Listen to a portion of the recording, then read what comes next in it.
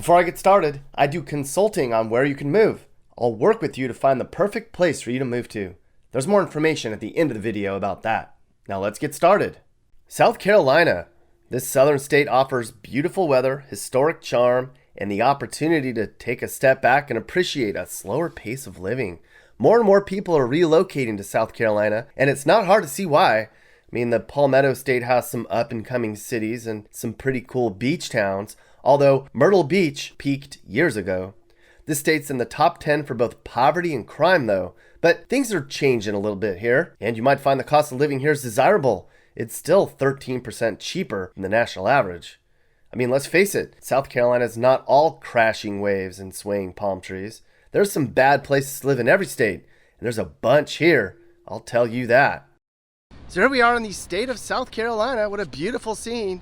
But not everywhere in this state is as beautiful as this. No, there are some bad places here, I'll tell you that.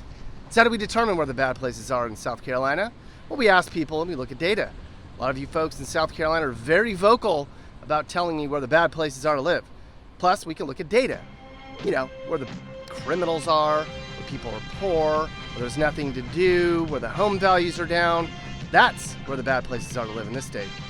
So let's get started. Let's take a look at the worst places you can live in the state of South Carolina.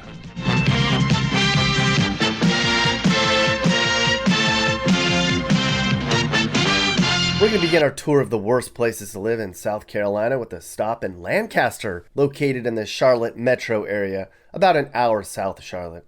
Just over 9,000 people call Lancaster home, and while it's not the worst city in our list, it did crack the top 10 for several reasons. To say Lancaster's struggling economically is an understatement. The unemployment rate here is 18%, and a third of residents fall below the poverty line. Those who are able to find work aren't earning much either. The median income here is right about 30 grand a year, and that's nothing compared to some of the places we're going to talk about later. Education could be partly to blame. 1 in 4 adults who live here never finished high school. The future's not looking bright either. The public schools in Lancaster perform badly. Students get some of the lowest funding per head in the state. And get this, only 58% of high school students here are reading at the correct level, and 34 know how to do math. What the hell's going on in Lancaster? Seems like there's just not much opportunity here. Residents complain there's not much to do either. When news broke that fast food chain Cookout was coming to Lancaster, people freaked out. Well, at least now they'll be able to drown their sorrows in 40 different milkshake flavors.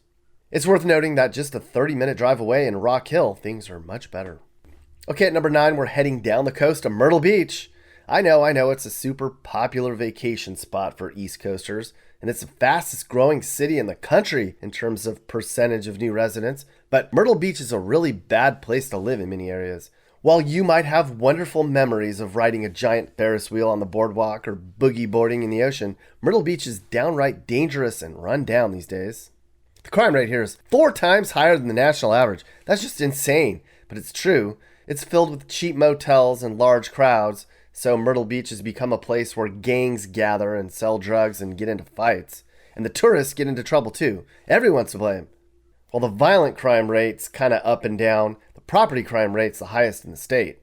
If you remained in Myrtle Beach for a whole year, you'd have a 1 in 8 chance of being robbed. 1 in 8. It sucks. This used to be a great place to bring the fam. No longer, pal. No longer. Now, living in Myrtle Beach is kind of all over the place. There's some really fancy parts of town, but for the average person, outside of the touristy stuff, the job prospects here aren't very great, and the neighborhoods aren't either. The unemployment rate's 7%, and most people see their hours cut when it's not tourist season. A lot of residents say that after Labor Day, this place turns into a ghost town, and a lot of people who live here end up living paycheck to paycheck and summer to summer. As a result, 22% of residents in Myrtle Beach live below the poverty line. So what are the perks to living in Myrtle Beach? Well, the beach, obviously. It's also very diverse. The public schools aren't terrible, and you have a bunch of pancake houses and mini golf courses to choose from. Plus, there's like 100 other golf courses in the area. So there's that.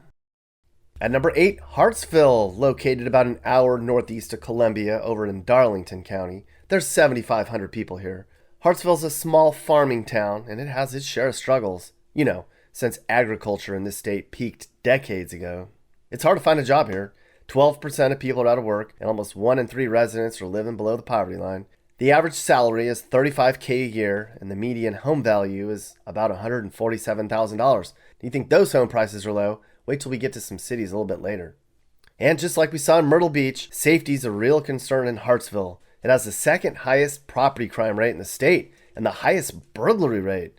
You have a 1 in 11 chance of being robbed every year you live here. But what's even more concerning is the violent crime. People living here have a 1 in 69 chance of being violently attacked every year. Damn, son. People complain there's just not much to do here either. There aren't many restaurant options and everything's geared towards the older generation. But they get an A+ for diversity. I guess the schools aren't too bad. And Kalmia Gardens is beautiful if you want to take a walk or have a picnic. The admission's free. At number 7, Georgetown, located along the Atlantic coast, kind of south of Myrtle's Inlet, which is actually kind of a neat place. Georgetown has 8,800 people, and it's the third oldest city in South Carolina. Because it's located between Charleston and Myrtle Beach, Georgetown gets a lot of visitors that pass through, but this is not the kind of place where you want to hang around for too long. That's because the crime rate here is double the national average. Your chance of being a victim of a violent crime is 1 in 82, and your chance of being robbed is 1 in 16. So don't walk alone when you're out on that harbor walk down there. On top of the safety concerns, there's just no money here. Back in the day, Georgetown was a rich city because of all the indigo and rice fields, but obviously those days are long gone. Sure, the unemployment rate's not the worst in the state at 8%, but it's not great. The average income here is $32,000, and as a result, a quarter of the population lives in poverty. For a look back at what Georgetown used to be like, you can visit the Kaminsky House Museum. It's a mansion that shows the lifestyle in town during the 1700s. It might be kind of depressing, though. There's some outdoor recreation, but there really isn't a lot to do in town. The schools aren't very great, and the whole place stinks because of a paper mill. You definitely want to pass on moving to Georgetown. At number 6, Greenwood. It's another rural town. It's way out in the middle of nowhere, kind of northwest of Columbia. There's 23,000 people here. This town hosts 2 festivals every year, the Festival of Discovery and the Festival of Flowers. But believe me, there are not enough flowers in the world to disguise the problems here in Greenwood. It's just drowning in poverty. Nearly a third of residents are below the poverty line. 10% can't find jobs or just refuse to work. And the average income is just a tick above $33K. 1 in 5 people here makes under $15,000 a year. Can you imagine? Not good at all.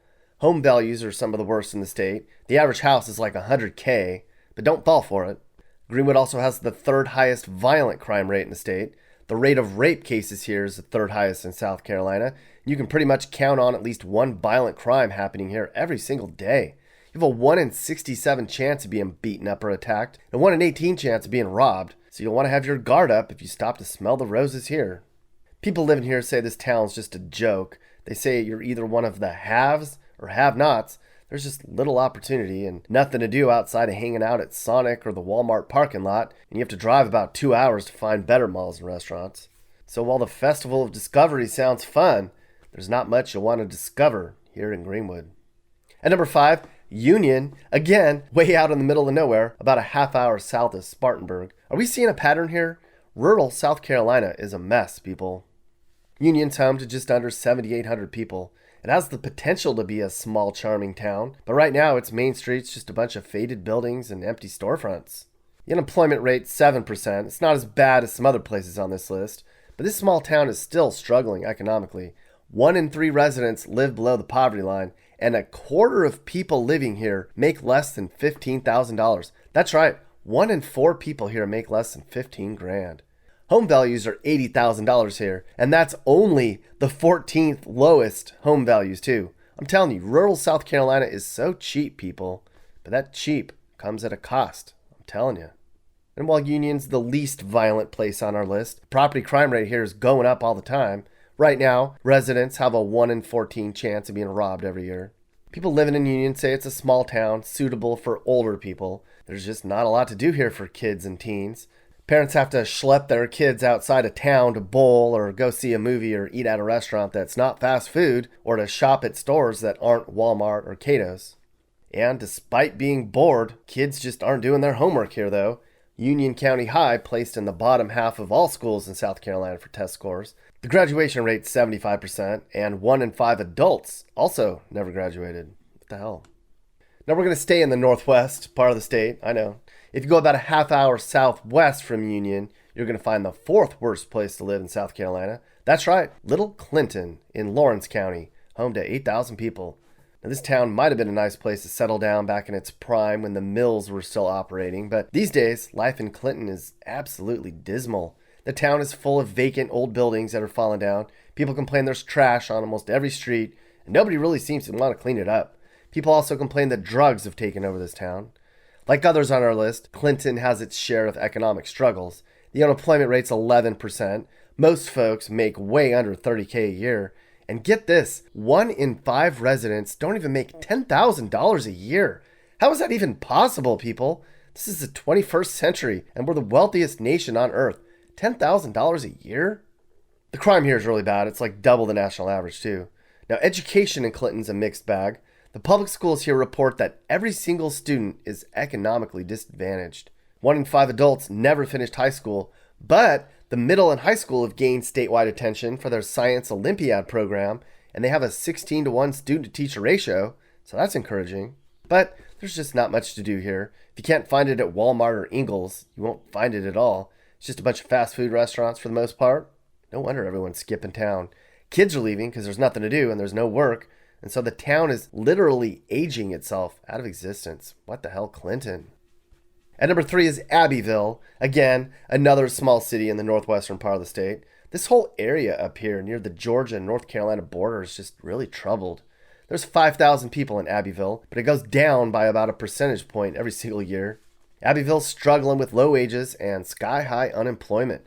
13% of people here are out of work, and 1 in 3 people here live below the poverty line. The average income here is $25,000 a year, and half the households make under $15,000 a year. That is just shocking.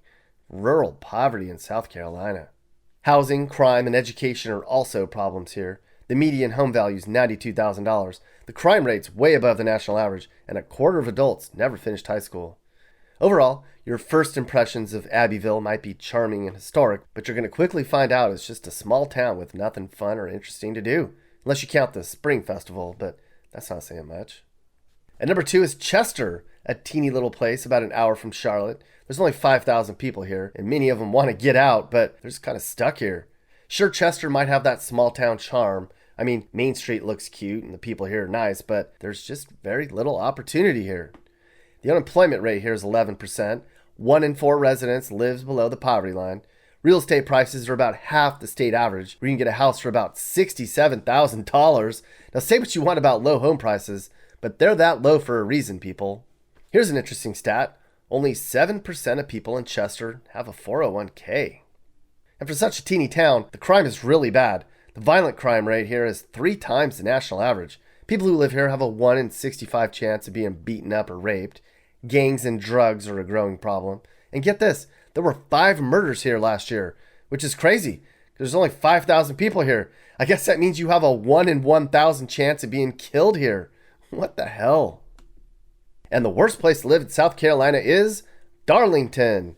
It's in the middle of a really dangerous and poor region in the northeastern part of the state, kind of by Florence, which should also be on this list. There's 6,000 people in Darlington, but there's nothing darling about this place. It's the most dangerous place in the state. People here are just struggling to make ends meet, and unless you like NASCAR, this place is not for you. Of course, Darlington's famous for its racetrack, which brings in a bunch of NASCAR fans from all over the country, but that's about it. 1 in 10 people here in Darlington just gave up trying to find a job ages ago, and there's just not much work here anyways. Just about everybody here makes under $30K a year. 1 in 4 people lives in poverty, plus 1 in 4 people here never finished high school. It's probably the same 1 in 4 people. Darlington has a super high crime rate, and it's still going up. This little city averaged more than a car theft a month, and residents have a 1 in 11 chance of being robbed. It's also the 4th most violent place in the state, where you have about a 1 in 67 chance of being attacked for the whole year, and that is just sad. Okay, so there you have it. The worst cities to live in South Carolina. These are all places in the state where crime's really bad, where people are broke, where the schools are bad, and there's just really not a lot to do. But don't let this list give you the wrong impression of South Carolina. I mean, there's a lot of rural poverty here, but there's some great places to live here too. If you're looking for some of the best places to live, it's going to be anywhere near the greater Charleston area, if you can afford it, in the greater Greenville area, along the southern coast by Hilton Head or Beaufort, or way up near Charlotte in the Rock Hill area. The only real affordable good place to live in the state, though, is in the Greenville metro area or up in Rock Hill. It's just too expensive to live along the coast for most people.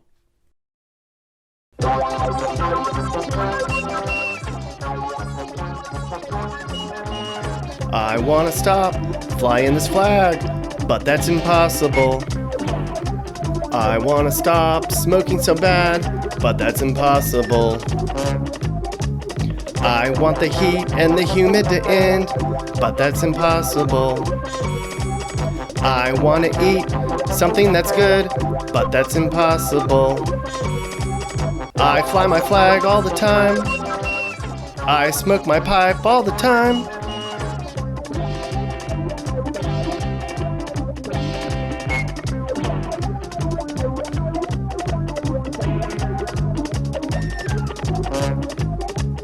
South Carolina unboxing it. Yes, I did. Yeah! Hey guys, so if anything I just talked about upset you or made you sad or mad, well then do something about it. Call your local leaders and demand change. Chip in and help those in need. Make your community better, because communities don't get better without hard work and determination. America's a great place. It just needs some more love and pride. This is Sage, Nick's manager. This has been a Corner House Entertainment production. And are you looking to move and need advice? I do consulting. That's right. I'll sit down and talk about where the next perfect place for you and your family should be. I do it all the time. Together, let's find you a new home that's safe and checks all your boxes. You can get my email in the description to find out how I can help you find your perfect relocation.